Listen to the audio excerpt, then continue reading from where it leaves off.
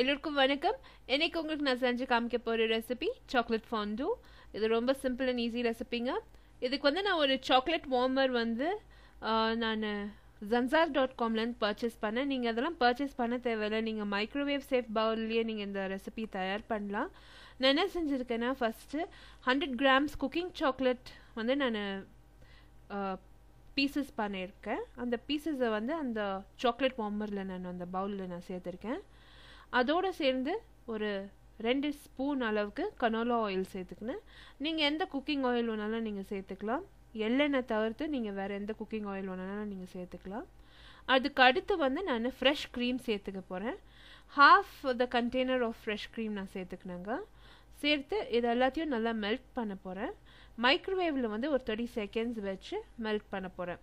நீங்கள் ஹைலெலாம் வைக்கணும்னு அவசியமே இல்லை. நீங்கள் மைக்ரோவேவ் மோட்லேயே நீங்கள் வந்து 30 seconds வச்சிங்கன்னா அது ஈஸியாக மெல்ட் ஆகிடும். ஸோ வந்து ஒரு 30 seconds ஆன பிற்பாடு நான் மைக்ரோவேவ்லேருந்து எடுத்து க்ளீனாக ஒரு ஸ்பூனால் மிக்ஸ் பண்ணிட்டாங்க. எனக்கு இது வந்து 30 seconds மேலே வந்து நம்ம வச்சோம்னா இந்த சாக்லேட் தீஞ்சு போயிடும். ஸோ ஆன மட்டுக்கும் அந்த 30 seconds கேப்லேயே வந்து நீங்கள் ஒரு 10 நிமிஷம் அந்த 10 seconds வந்து எடுத்து நீங்கள் அதை எடுத்து மிக்ஸ் பண்ணிகிட்டே இருக்கணும், பார்த்துட்டே இருக்கணும். இல்லைன்னா சாக்லேட் மைக்ரோவேவில் ரொம்ப ஈஸியாக தீஞ்சு போயிடும். அது வந்து அந்த சாக்லேட் மெல்ட் ஆகலை, கட்டி முட்டியாக அப்படியே இருந்துச்சுன்னா அப்படியே தான் இருக்கும். டோன்ட் வரி, அது நல்லா கலக்கிற விதத்தில் இருக்குது. அது நல்லா கலந்து அது வந்து மெல்ட் ஆகிற மாதிரி நம்ம வந்து அதை நல்லா கலக்கி விடணும். அதுக்கு பிறகு வந்து அதில் 4 tablespoon அளவுக்கு நான் நட்டெல்லா சேர்த்துருக்கேன். அந்த நட்டெல்லா வந்து நம்ம திருப்பியும் இதை மைக்ரோவேவில் வைக்கணும். ஸோ மீதி இருக்க சாக்லேட், கட்டி முட்டியாக இருக்க சாக்லேட்ஸ் எல்லாம் அப்போ அந்த நேரத்துக்கு மெல்ட் ஆகிடும். ஸோ இந்த 3 tablespoon அளவுக்கு நட்டெல்லா நான் சேர்த்து நல்லா மிக்ஸ் பண்ணிட்டேங்க. மிக்ஸ் பண்ணிவிட்டு அந்த பவுல் எடுத்து நான் மைக்ரோவேவில் இன்னொரு 30 seconds நான் வச்சு எடுக்க போகிறேன். அந்த 30 seconds ஈஸியாக மெல்ட் ஆகிடும்.